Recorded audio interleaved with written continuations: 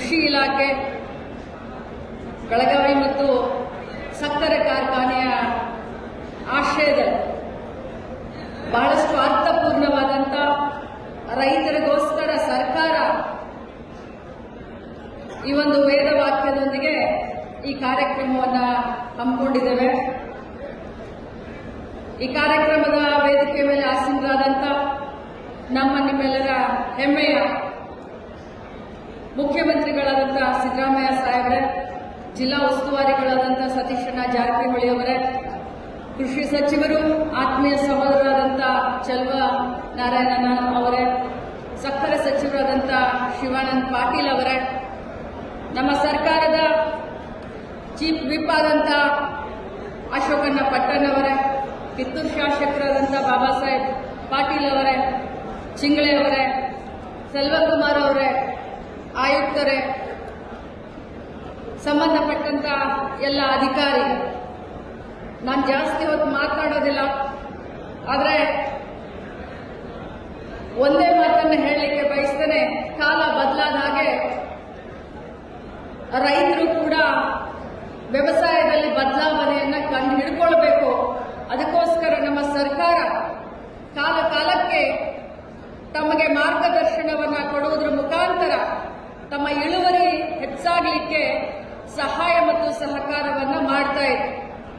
ಅದರಲ್ಲೂ ಯಾವತ್ತೂ ಕಾಂಗ್ರೆಸ್ ಪಕ್ಷದ ಸರ್ಕಾರ ಕೇಂದ್ರದಲ್ಲಿ ಮತ್ತು ರಾಜ್ಯದಲ್ಲಿ ಯಾವಾಗ ಬರುತ್ತೆ, ಆ ಸಂದರ್ಭದಲ್ಲಿ ರೈತರಿಗೋಸ್ಕರ, ಮಹಿಳೆಯರಿಗೋಸ್ಕರ, ಯುವಕರಿಗೋಸ್ಕರ, ಮಕ್ಕಳಿಗೋಸ್ಕರ ಅನೇಕ ಯೋಜನೆಗಳನ್ನು ನಿಮ್ಮ ಮನೆ ಬಾಗಿಲಿಗೆ ತರುವಂತ ಕಾರ್ಯಕ್ರಮವನ್ನ ನಾವು ಮಾಡಿದ್ದೇವೆ ಅಂತ ಅತ್ಯಂತ ಹೆಮ್ಮೆಯಿಂದ ಹೇಳ್ಕೊಳ್ಳಿಕ್ಕೆ ಬಯಸ್ತೇನೆ.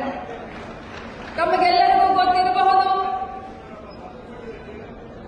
ಕರ್ನಾಟಕದಲ್ಲಿ ಕಾಂಗ್ರೆಸ್ ಪಕ್ಷದ ಸರ್ಕಾರ ಪಂಪ್ ಸೆಟ್ಗಳಿಗೆ ಪುಕ್ಕಟೆಯಾಗಿ ವಿದ್ಯುತ್ ಶಕ್ತಿಯನ್ನ ಯಾರಾದರೂ ಈ ರಾಜ್ಯದಲ್ಲಿ ಕೊಟ್ಟಿದ್ರೆ ಅದು ಕಾಂಗ್ರೆಸ್ ಪಕ್ಷದ ಸರ್ಕಾರ ಅಂತ ಬಹಳ ಹೆಮ್ಮೆಯಿಂದ ಹೇಳಲಿಕ್ಕೆ ಬಯಸ್ತೇನೆ ಬಂಧುಗಳೇ.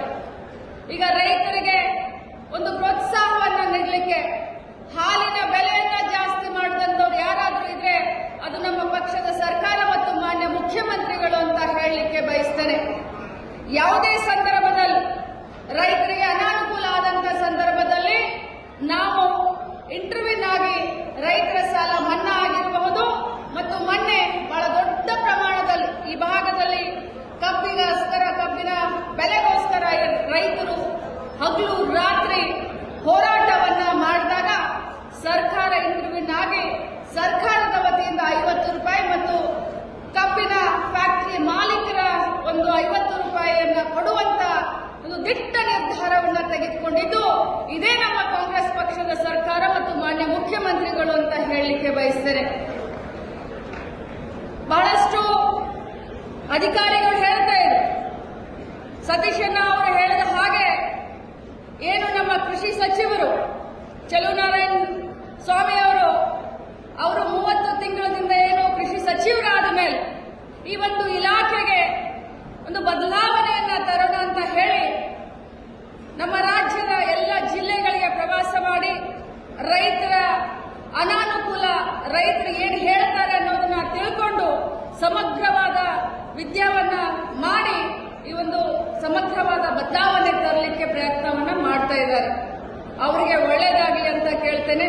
ಮತ್ತು ನಮ್ಮ ಅಧಿಕಾರಿಗಳು ಸಮಯಕ್ಕೆ ಹಳ್ಳಿಗಳಿಗೆ ಹೋಗಿ, ಗ್ರಾಮ ಪಂಚಾಯತಿಗೆ ಹೋಗಿ ನಮ್ಮ ರೈತರನ್ನ ಎಜುಕೇಟ್ ಮಾಡುವಂತ ಕೆಲಸವನ್ನ ತಾವು ಮಾಡಬೇಕು.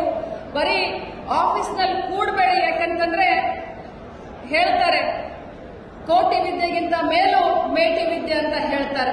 ಇವತ್ತು ರೈತ ಇಲ್ಲ, ಇವತ್ತು ಅನ್ನದಾತ ಇಲ್ಲ ಅಂತಂದ್ರೆ ನಾವ್ಯಾರು ಬದುಕಲಿಕ್ಕೆ ಸಾಧ್ಯ ಇಲ್ಲ. ನಾನು ಕೂಡ ಒಬ್ಬ ರೈತನ ಮಗಳು. ರೈತರ ಕಷ್ಟ ಏನನ್ನೋದು ನನಗೂ ಕೂಡ ಗೊತ್ತು. ಅದಕ್ಕೋಸ್ಕರ ಹೇಳ್ತಾ ಇದ್ದೀನಿ, ಎಲ್ಲ ಅಧಿಕಾರಿಗಳು ನೀವು ಕೂಡ ಎಲ್ಲರೂ ರೈತನ ಮಕ್ಕಳೇ. ಇವತ್ತು ಅಧಿಕಾರಿಗಳಾಗಿರಬಹುದು, ಆದ್ರೆ ತಾವು ಕೂಡ ರೈತನ ಮಕ್ಕಳ ಆಗಿದ್ರೆ ಒಂದು ಸಂದರ್ಭದಲ್ಲಿ, ಒಂದು ಕಾಲದಲ್ಲಿ. ಅದಕ್ಕೆ ರೈತರಿಗೆ ಕಾಲಕ್ಕೆ ಸರ್ಕಾರದ ಯೋಜನೆಗಳನ್ನ ತೆಗೆದುಕೊಂಡು ಹೋಗ್ಲಿಕ್ಕೆ ಅವರಿಗೆ ಅನುಕೂಲ ಮಾಡಿಕೊಡಿ ಮತ್ತು ಅವರಿಗೆ ಕಾಲಕ್ಕೆ ಯಾವ ರೀತಿ ಅವರ ಇಳುವರಿಯನ್ನ ಜಾಸ್ತಿ ಮಾಡಿಕೊಳ್ಳಕ್ಕೆ ಏನು ಅವರಿಗೆ ಎಜುಕೇಟ್ ಮಾಡಬೇಕು ಅದನ್ನು ಕೂಡ ತಾವು ಮಾಡಿ ಅಂತ ಹೇಳ್ತಾ ಈ ಒಂದು ಕಾರ್ಯಕ್ರಮವನ್ನ ಬಹಳಷ್ಟು ಅರ್ಥಪೂರ್ಣವಾಗಿ, ಅಚ್ಚುಕಟ್ಟಾಗಿ ಮಾಡಿದಂತ ಎಲ್ಲ ನನ್ನ ಸಂಘಟಕರಿಗೆ, ಅಧಿಕಾರಿಗಳಿಗೆ ತಮ್ಮೆಲ್ಲರಿಗೂ ಕೂಡ ಶುಭಾಶಯವನ್ನ ತಿಳಿಸ್ತಾ, ಕರ್ನಾಟಕ ರಾಜ್ಯ ಸರ್ಕಾರ ಯಾವತ್ತು ರೈತರ ಪರವಾದಂತಹ ಚಿಂತನೆ ಮತ್ತು ಯೋಜನೆಯನ್ನು ತೆಗೆದುಕೊಂಡು ಬರುತ್ತೆ ಅನ್ನುವಂಥ ಮಾತನ್ನ ಹೇಳಿ ನನ್ನ ಎರಡು ಮಾತಿಗೆ ವಿರಾಮ ಹೇಳ್ತೀನಿ. ಜೈ ಹಿಂದ್.